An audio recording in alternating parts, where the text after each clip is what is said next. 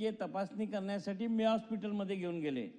कोतवाली police स्टेशनची घटना होती आणि तो आरोपी मी हॉस्पिटलमध्ये नेल्यानंतर तो आरोपी तिथनं फरार झाला।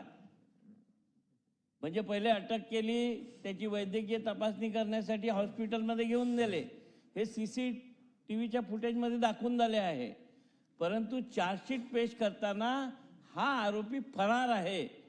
या संदर्भात या सभागृहात मी प्रश्न उपस्थित केला होता।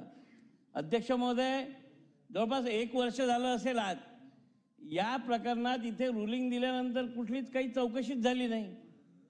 तर मग या सभागृहात असे अनेक प्रश्न उपस्थित होतात, मग ते झाल्यावर त्यांच्यावर काही होतं का, ही सुद्धा तर माझा मंत्री महोदयांना प्रश्न आहे की या नागपूरच्या घटनेसंदर्भात जे CCTV फुटेज आहे ज्यामध्ये आरोपी तिथे वैद्यकीय तपासणीसाठी आलेला दिसत आहे, नंतर चार्जशीट पेश होते तर आरोपी फरार दाखवणार, तर मग याच्या त्या ठाण्याच्या पोलीस निरीक्षकाची जबाबदारी काय आहे, याच्यावर कारवाई होणार आहे का, याची चौकशी होणार? कारण की मागच्या अधिवेशनातला हा प्रश्न होता याच काळातल्या, 1 वर्ष झाला आहे।